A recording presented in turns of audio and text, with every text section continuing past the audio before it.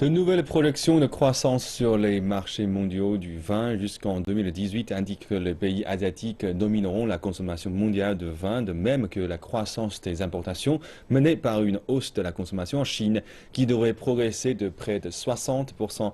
Le premier État producteur de vin des États-Unis regarde aussi du côté du marché chinois. Reportage en Californie. Les régions viticoles californiennes comptent pour 90% de la production américaine de vin. C'est également le quatrième plus gros producteur mondial de vin. Les zones viticoles américaines débutent à Santa Barbara et s'étendent le long de la côte centrale. Dans cette petite ville, les salles de dégustation de vin se trouvent un peu partout. L'une des principales différences entre l'industrie du vin californienne et celle en Europe se trouve dans les personnes qui la gèrent. La révolution californienne du vin date des années 60 et 70 et a été menée par des gens qui ne faisaient pas partie de familles productrices de vin. À la place, il y a eu des banquiers d'investissement, des professeurs et des pilotes. Cette Conine était médecin avant de lancer son exploitation viticole à Santa Barbara il y a 19 ans. Et il a constaté les changements progressifs de l'industrie avec davantage de jeunes gens et d'experts du vin venant d'autres pays comme la Chine se montrant de plus en plus impliqués. L'environnement a changé dans la culture et même pour le marché.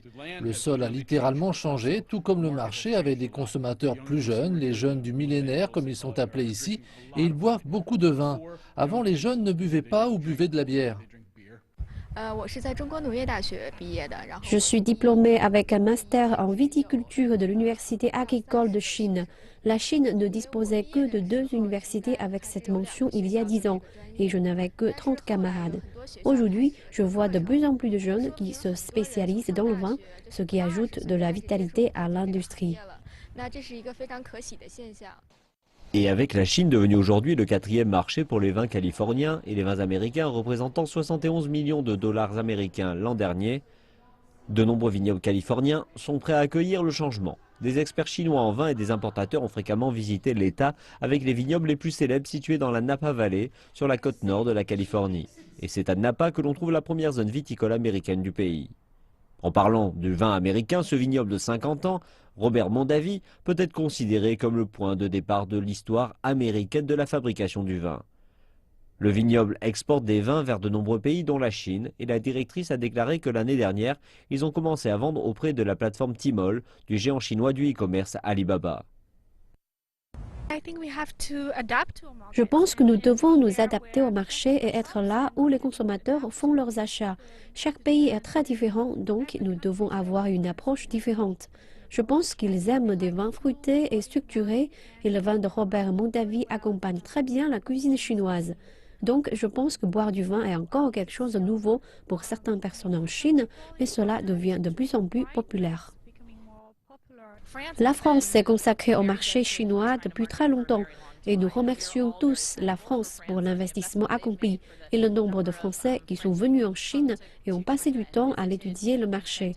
Cela a aidé au démarrage du marché du vin, mais désormais il y a des opportunités pour le reste du monde.